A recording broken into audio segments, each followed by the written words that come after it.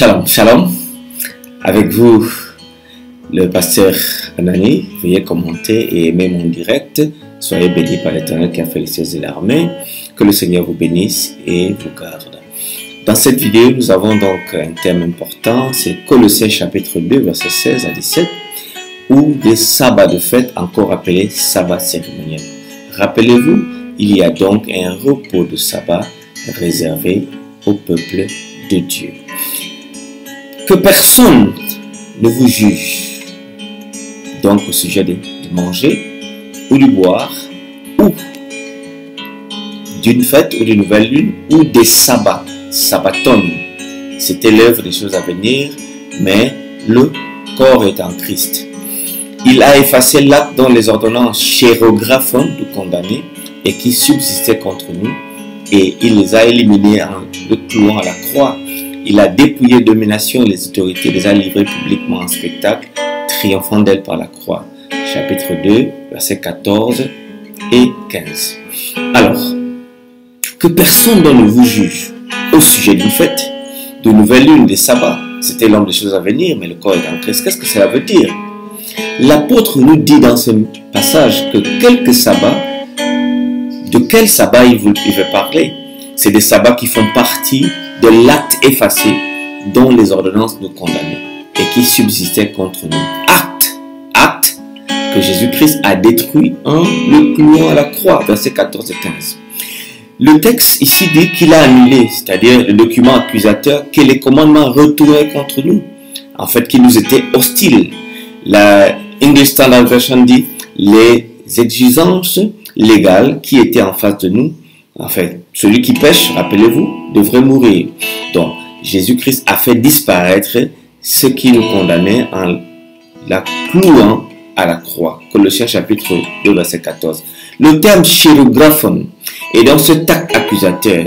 Ce que quelqu'un a écrit contre lui-même de sa propre attitude, de sa propre main ou de son propre péché.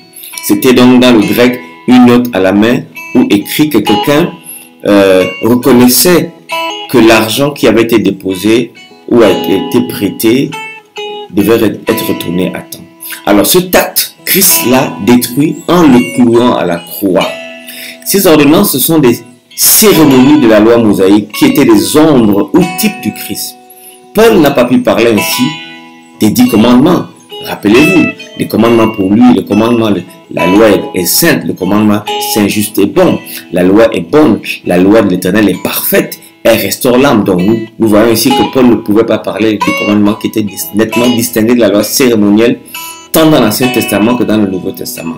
Romains chapitre 2, verset 25 à 27, 1 Corinthiens chapitre 7, verset 19, Isaïe chapitre 1, verset 11, verset 17, le Psaume 40, verset 7 à 9, Hébreux chapitre 7, verset 12 à 9, et ainsi. Les sabbats donc mentionnés dans le texte qui est devant nous sont les sabbats annuels ou encore jours fériés de l'année juive. Ces jours de fête qui tombaient indifféremment sur tous les jours de la semaine sont énumérés dans Lévitique 23, où ils sont appelés sabbats, jours de repos. Vu que le travail était interdit ces jours-là, mais soigneusement distingué du sabbat hebdomadaire. Ouais, c'était des sabbats différents. On travailla 6 jours, mais le 7e jour, le sabbat, le jour de repos. Il y aura une sainte convocation, mais vous ne ferez aucun ouvrage. C'est le sabbat de l'Éternel en toute vos demeures, Lévitique 23, verset 3. Telles sont les fêtes de l'Éternel, les saintes convocations que vous publierez afin que l'on offre à l'Éternel des sacrifices consumés par le feu, des holocaustes, des offrandes, des victimes, des libations chaque jour. Cela est très nécessaire. Vous observez en outre les sabbats de l'Éternel. Vous voyez, ils sont distingués des sabbats annuels. Et le texte dit, ils sont, oui, appelés dans Lévitique 23, sabbat ou autres sabbats. Et en même temps séparés tout particulièrement du sabbat hebdomadaire qui est désigné par sabbat de l'Éternel. Sabbat à l'Éternel. Verset 32, verset 3 et verset 38. D'ailleurs, ce passage, s'il annulait le sabbat, éventuellement il annulerait aussi du même coup le dimanche qui est emprisé par les adorateurs du soleil. Alors, nous pouvons même continuer en disant que le commentaire que l'on peut faire de ce texte est comme suit. Dans le passage en question, le mot sabbat se trouve au pluriel, sabbaton, et il est sans article. Or, ce mot s'emploie quelquefois au pluriel pour désigner le sabbat hebdomadaire, mais jamais sans article.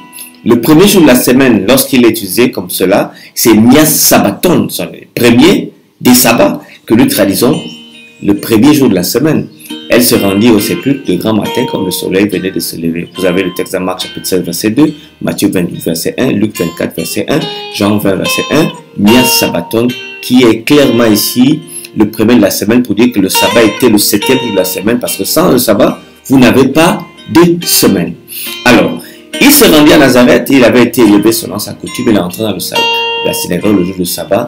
Te emera ton sabbaton. Là, quand le sabbat se réfère donc au jour du 7e jour, il y a l'article ton sabbaton où on mettait emera avant. Le jour du sabbat, emera ton sabbaton. Nous nous rendîmes hors de la porte vers une rivière, dit Paul, où nous pensions que se trouvait un lieu de prière.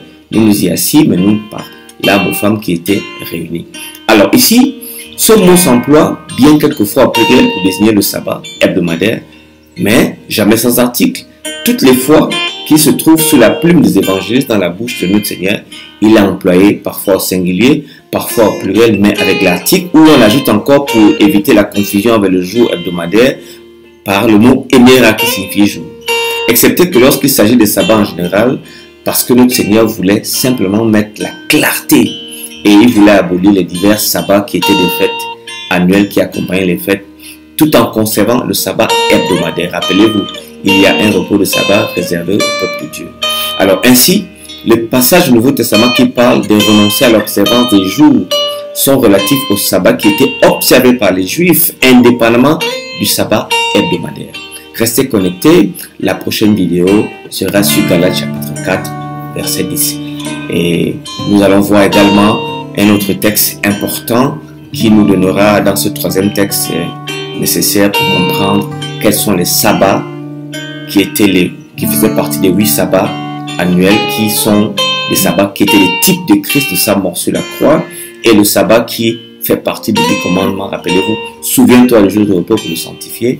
Et Exode chapitre 20, versets 8 à 11.